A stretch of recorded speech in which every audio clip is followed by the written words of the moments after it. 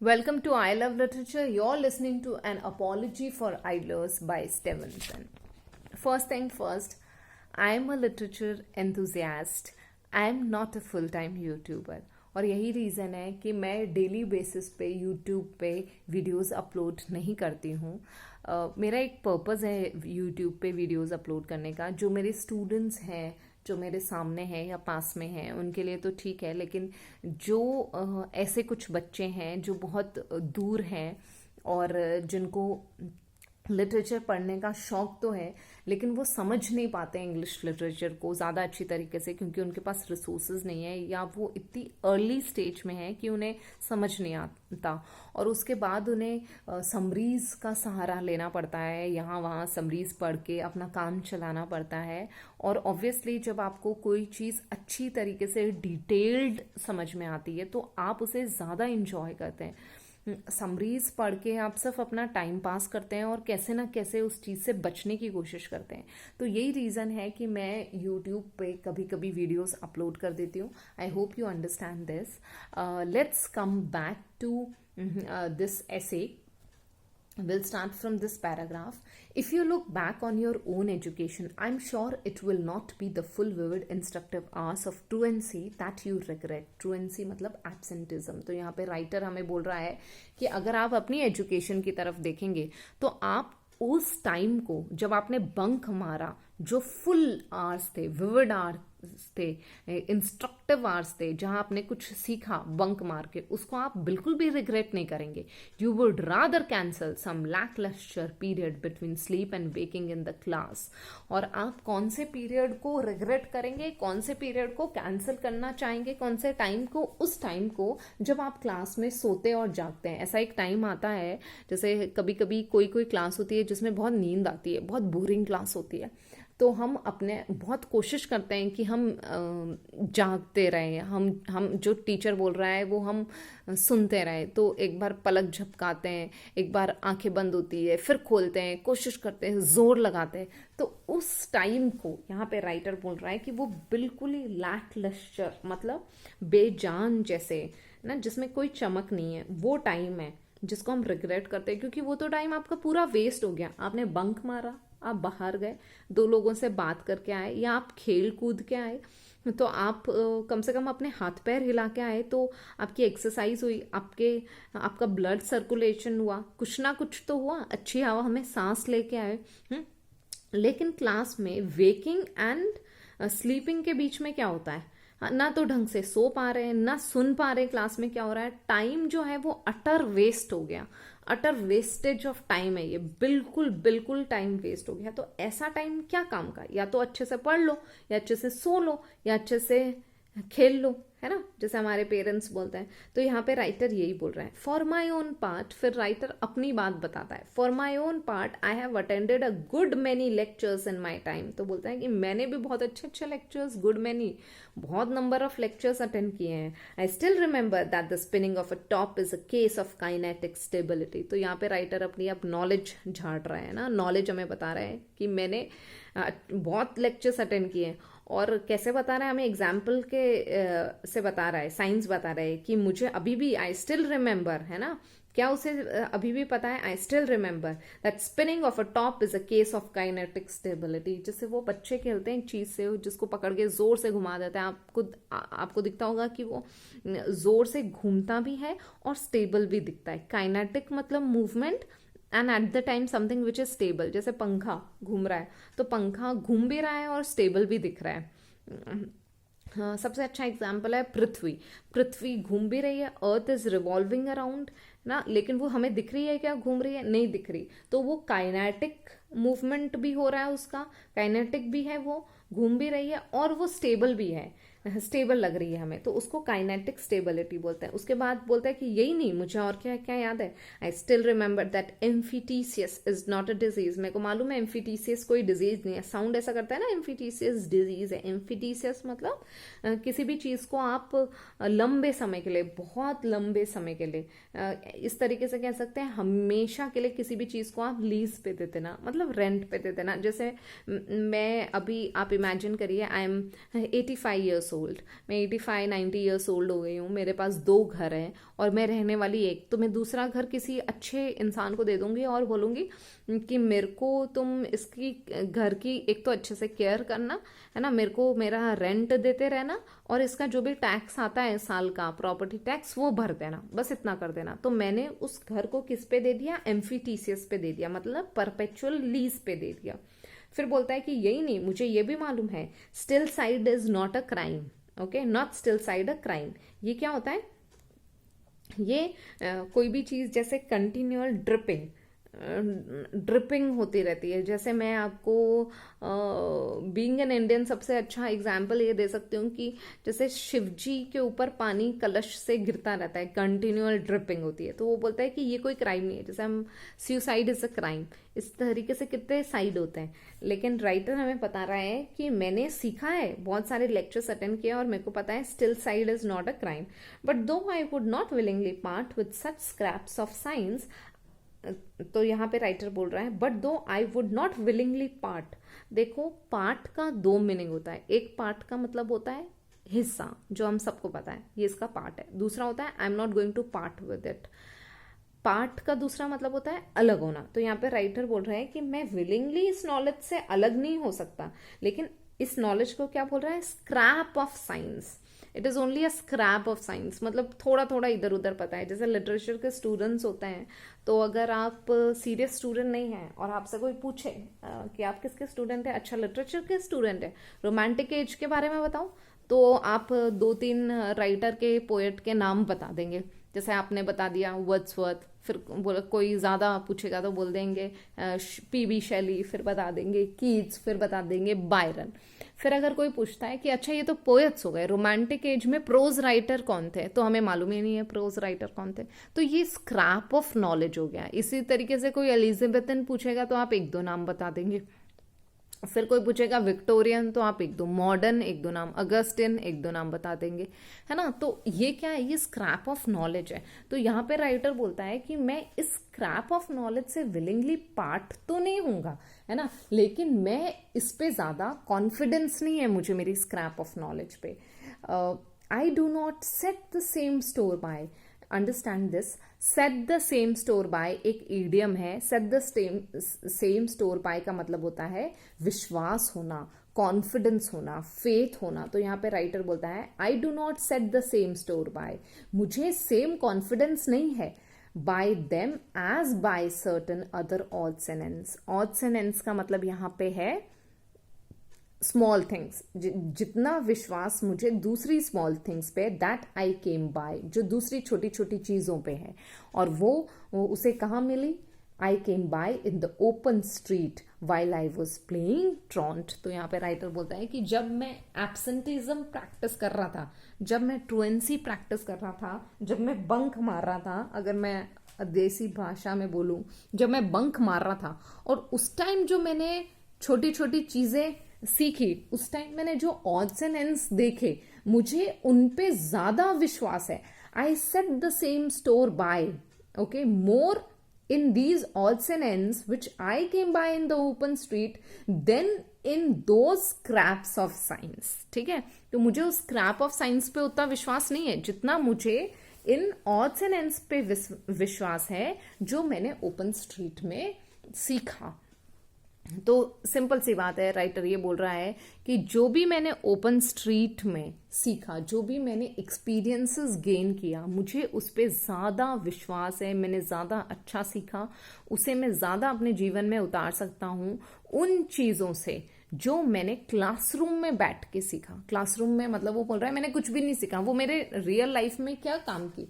उसके बाद राइटर बोलता है this is not the moment to dilate on that mighty place of education which was the favorite school of Dickens or of Balzac, and turns out yearly many inglorious masters in the sciences of the aspects of life। तो यहाँ पे writer हमें बोलता है कि this is not the moment to dilate मतलब to make it bigger, larger on that mighty school of education।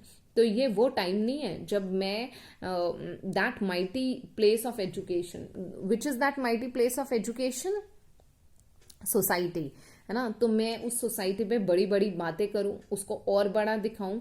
Which was the favourite school. और यही सोसाइटी, फेवरेट स्कूल किसका था? Dickens, Charles Dickens. अगर आप जानते हो चार्ल्स डिकिंस को, तो चार्ल्स डिकिंस का फेवरेट स्कूल था. बल्जैक का फेवरेट स्कूल था. अगर आप बीए फर्स्ट ईयर के स्टूडेंट हैं लिटरेचर के, तो आपको याद रखना है कि बल्जैक बहुत फेमस फ्रेंच राइटर है, और इन्हें भी हमें उतना ही याद रखना है जितना हमें डिकन्स के बारे में मालूम है और हमें याद रखना है. तो बोलते हैं कि मैं इन स्कूल के बारे में, सोसाइटी है ना, रियल लाइफ एक्सपीरियंस ही इनके स्कूल थे, बल्जैक के, डिकन्स के, इनफैक्ट शेक्सपियर का, है ना. शेक्सपियर आपको मालूम है कि ज़्यादा स्कूल नहीं गए, ग्रामर स्कूल में पढ़ते थे, थोड़ा सा उन्होंने पढ़ा, और उसके बाद वो उन राइटर से जिन्होंने बहुत अच्छी जिन्होंने ऑक्सफोर्ड कैम्ब्रिज में पढ़ाई करी, उनको भी पीछे छोड़ के बहुत आगे निकल गए. तो इसीलिए ये इनके फेवरेट स्कूल हैं. कौन से फेवरेट स्कूल है? सोसाइटी. तो राइटर यहाँ पे बोल रहा है, and turns out yearly many in glorious masters in the sciences of the aspects of life and और जिन्होंने बहुत सारे inglorious masters of in the sciences. Inglorious master मतलब जिनके बारे में कोई कुछ नहीं जानता, उनको भी बाहर निकाला, उनको भी टर्न आउट किया yearly of the aspects of life, जिन्होंने लाइफ को स्टडी किया. Suffice it to say this, if a lad does not learn in the streets, it is because he has no faculty of learning. Suffice. Being a BA first year student, you should learn the meaning of this word. ये बार बार आपके सामने आएगा. suffice, SUFFIC. suffice का मतलब होता है enough. Okay, enough it to say this, ये enough है इतना कहना. इफ अ लैड मतलब लड़का, अगर कोई लड़का does not learn in the street, अगर वो स्ट्रीट्स में नहीं सीख सकता, it is because he has no faculty of learning. क्यों नहीं सीख सकता? क्योंकि उसके पास दिमाग ही नहीं है सीखने के लिए. It is because he has no faculty of learning, nor is the truant always in the streets, for if he prefers, he may go out by the gardened suburb into the country. ऐसा नहीं है कि जो ट्रॉन्ट है, जो bunk मारता है, वो हमेशा स्ट्रीट्स में जाएगा. वो दूसरी जगह भी जा सकता है, गार्डन्ड सबर्ब में जा सकता है, into the country. Okay, go out by the gardened suburbs into the country. He may pitch on some tuft of lilac over a burn and smoke innumerable pipes to the tune of the water on the stones. यहाँ पे writer indirectly ये बोल रहा है कि वो nature को enjoy कर सकता है. लाइलैक्स आपको मालूम है कि फ्लावर्स होते हैं, ठीक है. ही में पिच ऑन सम, उन पे पैर रखे. सम टफ मतलब ऐसे घास जैसे धूप लगी होती है ना, उस तरीके से वहां जा सकता है. लाइलेक्स को देख सकता है. स्मोक इन्यूमरेबल पाइप्स, ठीक है, स्मोक कर सकता है. कहाँ पे जाके? To the tune of the water on the stones, जो झरने से पानी गिर रहा है स्टोन्स पे. उसके बाद राइटर बोलता है, a bird will sing in the thicket and there he may fall into a vein of kindly thoughts. Vein मतलब स्टाइल, VEIN. यहाँ पे वेन का मतलब है स्टाइल ऑफ काइंडली थॉट्स. और वो वहाँ पे नेचर में जाके सोच में डूब जाए.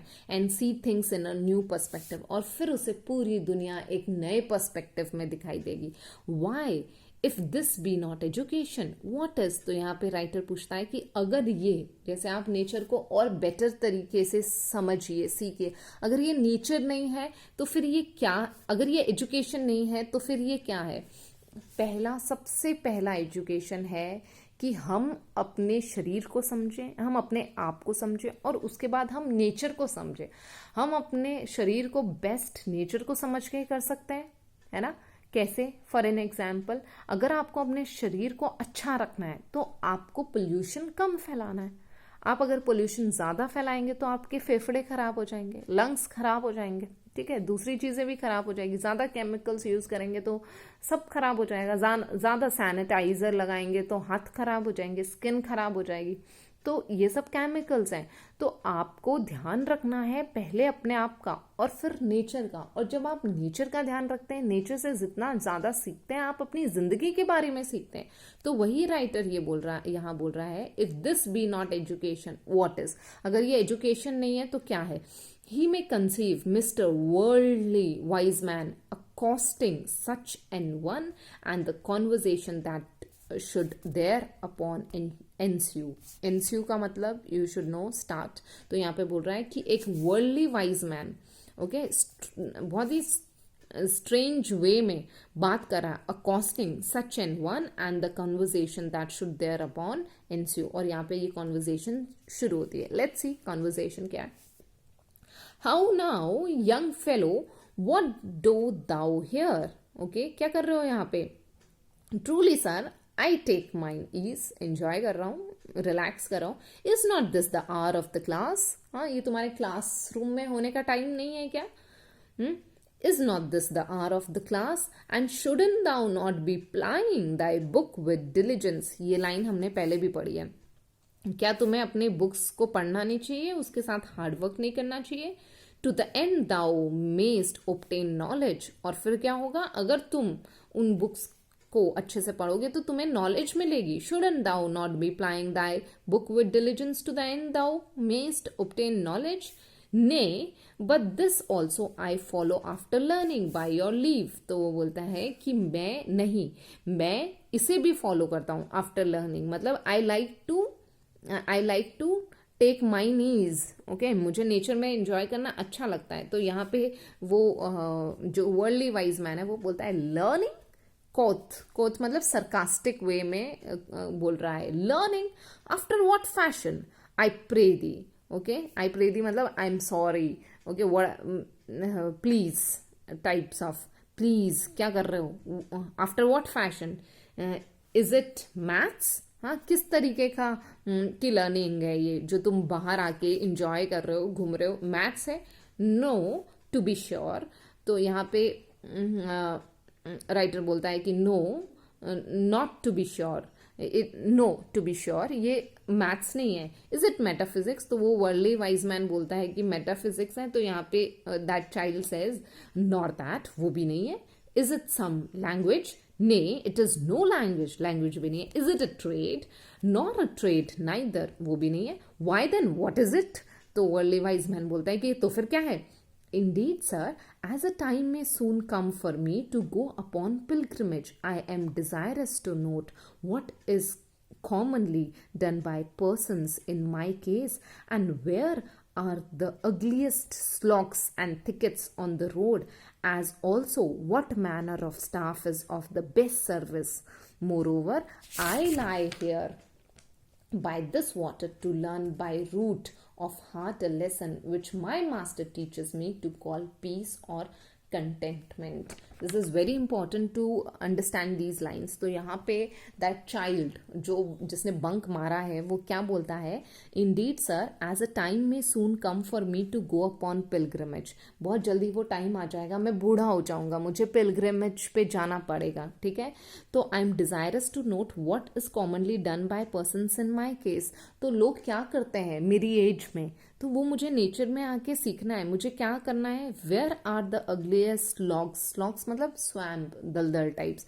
And thickets on the road. Road पे कहाँ पे, जिंदगी के किस किस मोड़ पे, है ना, ये दलदल है, ये मुझे देखना है, परेशानियां हैं. As also what manner of staff is of the best service. ठीक है, कि कौन सा जो स्टाफ है वो बेस्ट सर्विस का है when he will go on pilgrimage. Okay, more over मतलब मुझे किससे फ्रेंडशिप करनी चाहिए, किसके साथ जाना चाहिए, किनसे बात करनी चाहिए. More over I lie here by this water to learn by root of heart a lesson which my master teaches me to call peace. And I'm here, why I'm here? To learn peace है और contentment. यहाँ पे nature में मुझे piece and contentment मिलता है. एक तरीके का मेटाफर आप इसे मान लीजिए कि राइटर ये बोल रहा है कि मैं बूढ़ा हो जाऊंगा, उससे पहले मुझे इस दुनिया को अच्छे से समझना है, मेरे को सीखना है कि पीस कैसे मिलती है, कंटेंटमेंट कैसे मिलता है. I think this is enough for the day. I'll come back soon. Thank you for listening.